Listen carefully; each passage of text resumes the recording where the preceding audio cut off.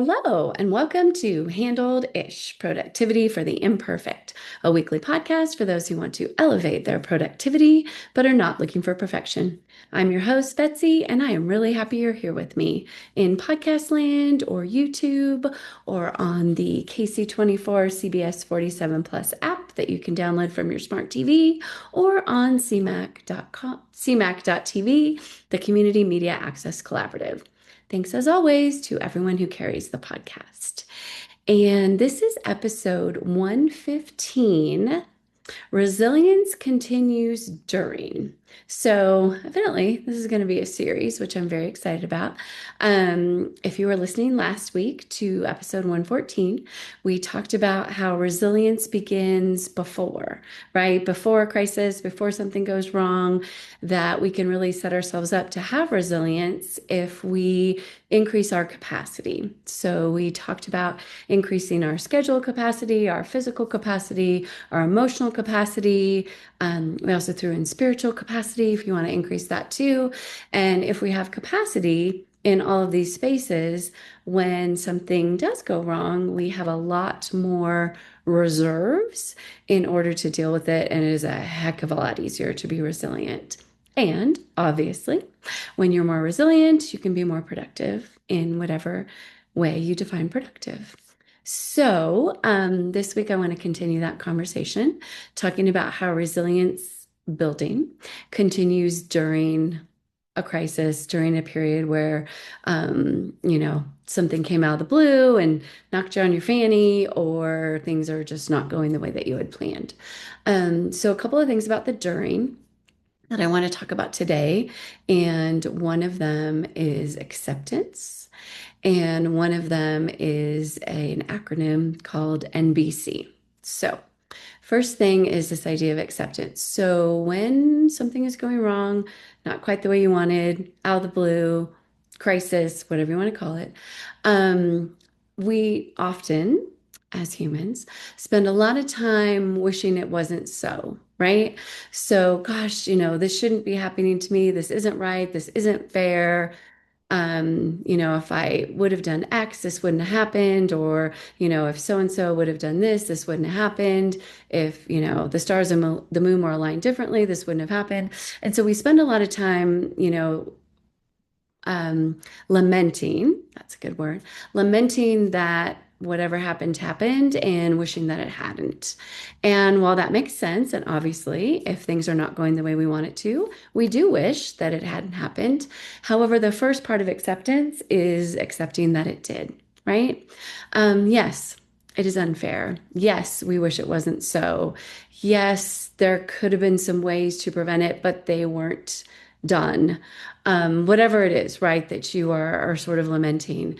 One of the best ways to focus on building resilience during a setback is to accept. So, yes, we didn't want it, but it happened. And once you get into that mode, it's a whole lot easier to deal with what is going on and to build some additional resilience. So, acceptance part one, it happened. Acceptance part two is the idea that while I wholeheartedly wish for myself and for all of you and everyone I love, no more anything going wrong, no more crises, no more setbacks, no more anything that comes out of the blue and knocks us on our fanny. I don't want any of that ever again for any of us. And we also are aware that our lives as humans are made of things that are so, so amazing and also things that are sucky. And so we're always going to have that, right? It's the yin and the yang, the dark and the light, or the good and the bad. We're always going to have both of those things in our lives. And so accepting that piece also helps us build resilience, because then when something that isn't what we want to happen happens, we understand that that is part of it, right? That is part of our human experience. And one of my favorite people to, my favorite podcaster is Brooke Castillo. She runs something called the Life Coach School. I think I've mentioned her before. Oh, her name is actually Brooke Hicks now. She just got married. Talks about how that's our curriculum, right? Something happens that we didn't want. She calls that our curriculum. And I really like that, right? That is the thing that we need to go through in order to learn and grow and, go on to wonderful things. So the acceptance that it happened, the acceptance that good things are going to happen, bad things are going to happen. It's just really part of our experience here as humans. So that's number one.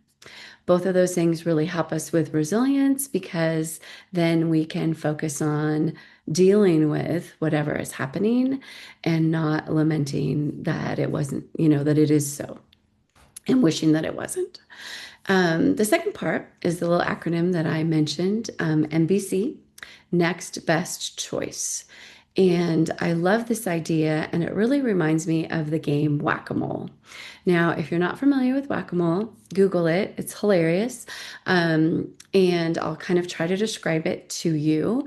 If you're not aware, and those of you that are aware, just think of the hilarity that is Whack-A-Mole.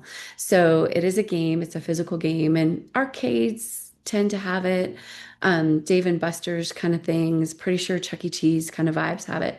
And the idea is that a mole, this little character, comes up and you whack it with a hammer, and the mole goes back down in the hole, and then another one pops up out of a different hole, right? So you have, like, let's say 8 holes, 8 different moles. You never know when a mole is going to pop up, and then you have to handle each mole with a hammer. So you hit one mole, he goes down, another one pops up, you hit it with a hammer, et cetera, and you are literally spending the game whacking moles.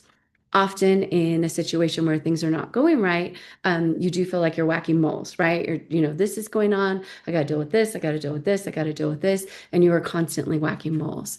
And that is the visual that always comes to mind. I talk about whacking moles a lot in different situations. And so if you kind of keep that in your mind's eye while we talk about this idea of next best choice. So, whatever mole metaphorically is in front of you that you need to deal with, you just want to make the next best choice.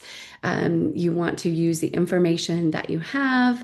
You don't want to make a snap decision or a knee-jerk decision. However, you also don't want to be paralyzed by indecision. And so you want to make the next best choice. What is the decision I need to make next? And what is the best choice that I can make in order to make that decision? So what is my NBC? What is my next best choice? And then you do that. And then you evaluate what the next thing you need to do is, what the next decision you have to make is, and you do that next best choice, and et cetera, kind of like you're whacking the moles as you go throughout this period of time that isn't your favorite. So, as you do that, we need to recognize that we're not always going to make the perfect choice, and sometimes we're going to make the wrong choice. However, moving forward with the next best choice is usually the best path for getting us into a better place, or at least a different place, and getting us out of that sort of crisis, sky is falling kind of situation. So next best choice is a really good way to help build resilience as you're going through something, because as you make these next best choices, even if they don't end up being perfect, you gain the confidence to make those choices, to make those decisions. And then obviously, as your next best choice ends up being the absolute right one, whatever right means, I'm going to put that in quotes, then you build confidence. So as you're going through and you're whacking these moles and you're making these decisions and you're moving forward, you are gaining confidence that you are the kind of person that is able to be resilient and move forward and figure out what has to happen next and all of the things. And so those are the ways that we can build resilience. Not obviously all of the ways, but 2 of the ways that I wanted to talk about today that we could build resilience during a bad situation. We can accept that it happened. We can accept that life is both good and bad. And we can work on making next best choices in order to be able to focus on what we need to do and also gain the confidence to remind ourselves that we are people that can handle it. We are people that are resilient and all of the good things that come from that. Next week, I'm going to talk about resilience that comes from post crisis, post something going wrong, to kind of finish this little 3-part series. So, we talked about how resilience can be built before anything goes wrong by building capacity. Today, we've talked about how resilience can be built during a situation with acceptance and next best choice and whacking those moles. And then next time, we're going to talk about how we can build resilience afterwards. So, until then, have the best week ever. And remember, you are doing way better than you think you are. Trust me.